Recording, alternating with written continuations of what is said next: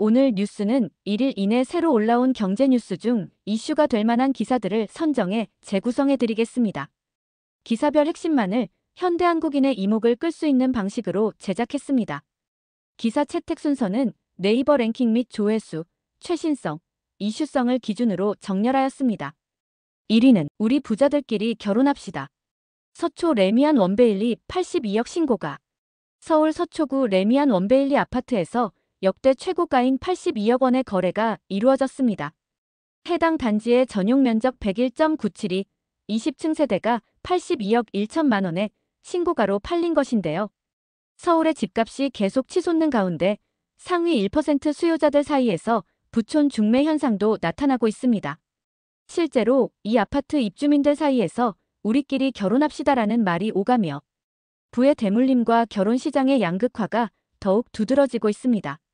이처럼 서민과 부유층의 주거 격차가 계속 벌어지는 상황에서 앞으로 서울 집값은 더 오를지 관련 대책엔 어떤 것들이 있는지 귀추가 주목됩니다. 2위는 서울 집값 폭등의 진짜 이유. 5만 가구 늘 때 집은 3만 가구만 늘었다. 최근 집값 폭등의 근본적인 원인으로 주택 공급이 인구, 가구 증가 속도를 따라가지 못하는 점이 지목되고 있습니다. 서울 인구는 줄고 있지만 1인 가구의 급증으로 가구 수는 오히려 늘어나고 있습니다. 실제로 최근 1년간 서울의 가구 수는 약 5만 가구 늘었지만 새로 늘어난 주택은 3만 가구도 안 됐습니다. 이로 인해 공급이 수요를 따라가지 못하면서 전세와 매매 시장 모두 가격 불안이 이어지고 있습니다. 정부는 주택 공급 확대와 더불어 대출 규제 완화, 세제 지원 등 다양한 방안을 내고 있지만 부동산 시장이 안정되기 위해서는 중장기적 공급 정책이 필수적이라는 분석입니다. 3위 저성장 터널 갇힌 한국. 내년 성장률 1.4%로 떨어질 수도. 한국은행이 발표한 8월 경제 전망에 따르면 올해와 내년 한국 경제 성장률이 각각 0.9%, 1.6%로 전망됐습니다. 이는 연속 2년 잠재 성장률을 밑도는 초유의 저성장 상황으로 내년 성장률은 무역 갈등 등 대외 변수 악화 시 1.4%까지 떨어질 수 있다는 어두운 전망도 나왔습니다.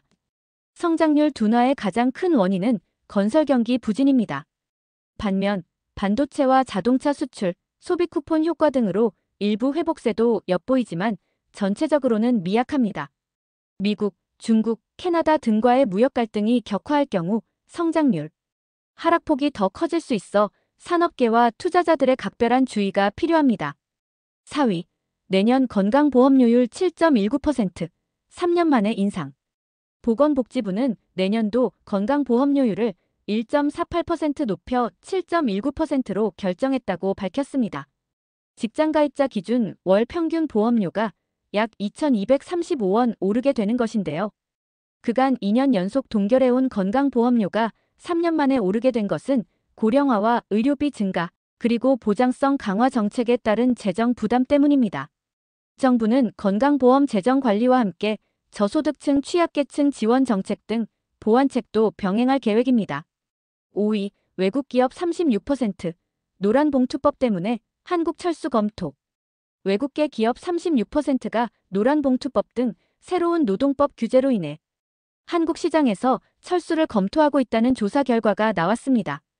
이는 기업 경영 불확실성이 커지고 노사 갈등에 따른 비용 부담이 늘어나면서 한국의 투자 매력 감소로도 이어지고 있습니다.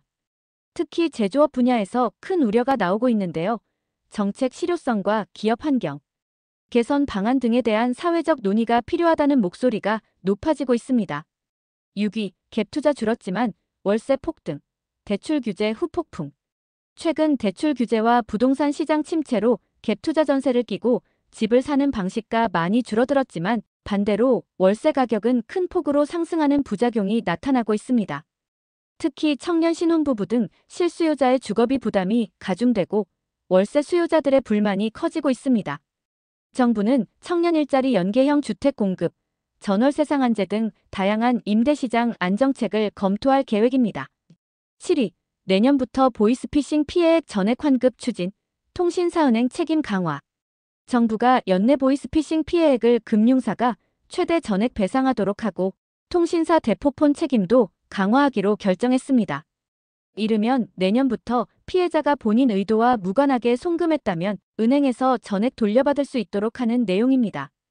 이로써 보이스피싱 피해 예방과 신속한 사후구제 체계가 마련될 예정입니다. 8위. 아파트 매수자 연봉. 서울 9천만, 경기 6천만, 소득 격차 주거 양극화 심화. 최근 조사에 따르면 서울에서 아파트를 구입하는 평균 매수자 연봉은 9천만 원, 경기도는 6천만 원 수준으로 나타났습니다. 고소득 가구의 주거시장 진입 장벽이 점점 높아짐에 따라 실수요자와 무주택, 서민들이 체감하는 주거 사다리가 크게 흔들리고 있습니다. 하루 이내에 새로 등장한 주요 경제 기사들만을 기반으로 선정한 이슈 정리였습니다. 도움이 되셨다면 구독과 좋아요 부탁드립니다. 감사합니다.